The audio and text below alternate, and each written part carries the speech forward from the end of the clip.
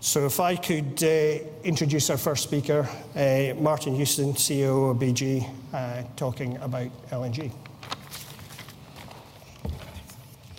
Thank you, Neil, and good morning, ladies and gentlemen. I'm going to talk about three frontiers today: technological, commercial and supply, all around the locus of LNG. Just let me say, on behalf of BG, what a tremendous set of fora this has been over the last few days, and indeed in the coming days. A tremendous showcase for Great Britain, I have to say. So I'm going to talk about how the LNG business relates to frontiers. Firstly, we've crossed over the years many technological and commercial frontiers with LNG. The pioneering development of ocean-going transportation was half a century ago, and it created the evolution of what is now a globally traded gas commodity that we're beginning to see today. We'll come on to this global and commoditization issue because it's quite relevant to where the industry is going in the future. Right now, we're pressing ahead as an industry with resource developments in Australia, coal seam gas, extending the frontiers into East Africa, Canada, and the United States. We saw some pictures earlier on today representing some of that. And constant innovation has made LNG readily available, secure and cheaper than many other sources of LNG, of energy. So much so that last year, LNG accounted for 10% of all natural gas consumed. That's around 240 million tonnes of LNG, and it's set to account for around 14% by 2025, when the industry could be as much as 500 million tonnes plus, a significant increase on a global basis. So Qatar, the US lower 48, coal seam gas in Australia, and in time, East Africa, and I think we're going to hear a bit more about Africa later on, are introducing new supply into the Atlantic and the Pacific markets. And of course, thanks to LNG, major economies in the Asia-Pacific are enjoying the long-term benefits of stable contracts and diversity of supply. And by 2025, we expect China to be the second largest importer of LNG after Japan, and with India a third behind. I'll talk more about some developments, but let's talk about the roots of this industry that we are in today. First of all, it was half a century ago that Britain and the United States pioneered the trail for ocean-going LNG, and what an achievement that was aboard the Methane Pioneer that sailed from Lake Charles in the United States to Canvey Island in the UK in 1959. How prophetic was that when we think about the evolution of the industry and potentially where it will be going from 2015 with respect to the US. It demonstrated that LNG could be shipped on the high seas successfully and safely. So this was the first technological frontier of this industry. And as the LNG technology became more conventional, tried and tested in the decades that followed, it's opened up enormous new frontiers that we all are well aware of for both suppliers and the many, many markets, and indeed putative markets, that we see in the LNG world today. It meant we could develop large resources that might otherwise have remained stranded. So Algeria, Alaska, Abu Dhabi, Egypt, Indonesia, Libya, Malaysia, Nigeria and Trinidad, to name just a few of what are now a long list of supply countries. And it secured alternative sources of supply for key markets: Japan, South Korea, Taiwan, India, parts of Europe that were at the ends of the pipeline that otherwise would have not had access to enough natural gas resource. Now, if we talk about the commercial frontier, although technology has been at the heart of the industry today, it hasn't fundamentally changed from the very early days. Liquefaction is just a big refrigerator, very simple and straightforward process. But we've made enormous commercial advances in the last 2 decades. So constant innovation has extended the geographical reach and the structural frontier, the way we trade global gas today. 1990s made projects more cost-effective. We simplified the production process, we stripped out what was not required, but essentially the technology base remained the same. Larger production trains increased economies of scale, of course. Larger tankers have increased those economies. In addition to that, just a fun fact, the typical size of our tankers is around 170,000 cubic meters. That's 34 times the first voyage volume of the Methane Pioneer. And of course, floating storage regas units have provided low-cost, fast-track import solutions to these many new countries that are striving to import LNG. Now, these opportunities were apparent when LNG succeeded in linking one of the world's largest resource bases, Qatar, to some of the world's largest markets in Europe and in the UK. Now, of course, Qatar is now supplying around 80 million tonnes on a global basis and increasing by debottlenecking all the time. Now, the US has provided a game changer, not only for our company, but also for the industry. We signed the Lake Charles agreements in just around the turn of the decade, and the commoditized and liquid nature of the US market allowed us to divert LNG into this very liquid and transparent market.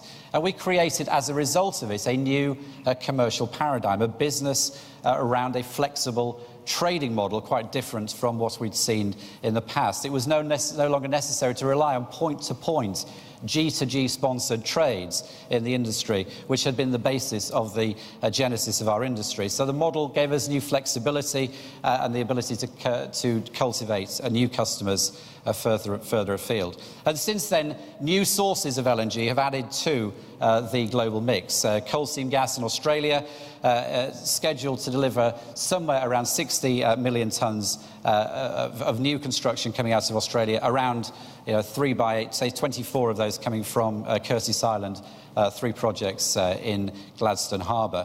Australia is going to be a major supplier of LNG going forward, underpinning significant growth in the Pacific markets. And of course now, instead of the US being a major importer of natural gas through LNG, it's on track to be an exporter by 2015, when the Sabine Pass terminal turns over to become an export project. A key question, of course, is how much more of that will follow and how much will that change the industry we're in today. We shall see. So the model's become more diverse, more portfolio players, traders, infrastructure developers joining what was historically a very much more traditional business of utilities and E&P companies. Very much more diversified, increasingly flexible, backstopped by these hub markets, which create great commercial opportunity. But of course, LNG is far from commoditized. It's not like crude oil. And many experts believe it will take a very long time to achieve this. And it's going to take gas many decades before we see the kind of liquidity that we see in the crude oil business, if indeed at all. So this break with the past has changed our industry, and we've allowed ourselves to mitigate major market events through that commercial flexibility. And a good example, of course, is Fukushima, the disaster in Japan last year, when we were able to guarantee new supplies almost immediately to that market from the industry in response to that terrible tragedy. That extra flexibility, therefore, serving not only the suppliers, but also the buyers, something that wasn't in existence earlier in the genesis of our industry. Now, the majority of gas markets will remain local or regional for some time to come, but the impact of LNG, combined with interregional pipelines, is transforming market liquidity for gas, a big change going forward. And for us, the big change will be when our Australian project, Queensland's Curtis LNG, comes on stream in 2014, tapping those enormous coal seam gas resources in Australia. And our model will truly be global. Pacific customers, Pacific supply, Atlantic customers, and so it goes on. So looking to the future, where are the next frontiers for LNG? What challenges are we as an industry going to face? And the answer isn't immediately obvious for an industry that's accustomed to looking in the more obvious places. So the focus has shifted to East Africa, to Canada, to the United States, all receiving a great deal of attention as potential new sources of gas development and exports of liquefied natural gas. So we expect East Africa in time to join Australia in delivering a big increase in the supply that is very, very much needed for the Pacific markets. We are exploring in Tanzania and Kenya, alongside Mozambique, of course, in which significant resources, perhaps as much as 100 trillion cubic feet, have already been discovered. And to deliver these projects, we're going to have workable and stable regulatory environments in those geographies and clear government energy strategy if we are going to develop those resources responsibly. Now, Canada has also got great potential as a source of supply for the Pacific markets. Big challenges here too, not least of all a large pipeline across the Rockies and a complex set of stakeholders with whom we all must reach agreements to make that happen. But Atlantic markets are going to benefit from new supplies coming out of Canada and the US. Countries that have been importers now become exporters, and how the world is changing. So the US, of course, on the back of significant shale gas resources, is in the midst of a second industrial revolution. And against the backdrop of low gas prices, it's going to be able to draw on these enormous resources, which will be sufficient to meet multi-generational requirements in the United States. Now, US applications today for exporting this commodity total 134.1 million tonnes as of yesterday of export licenses. So will the world be swamped with cheap Gulf US LNG? In our view, we don't see unconstrained exports. We see a modest export potential of perhaps 45 million tonnes. The financial commercial, physical capacity required, not least of all the political objections that I think are starting to be seen within the US landscape today. So a very interesting set of questions for our industry going forward.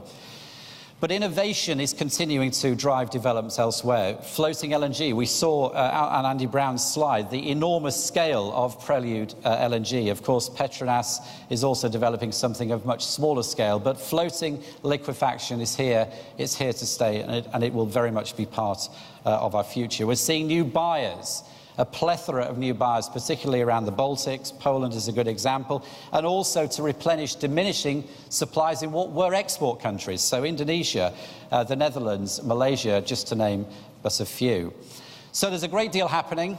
It's a truly exciting time to be at the cutting edge of the global LNG businesses. There are many, many opportunities for UK companies to capitalise on the experience we've heard so much about in this room over recent days, in partnership with other global companies involved in this space.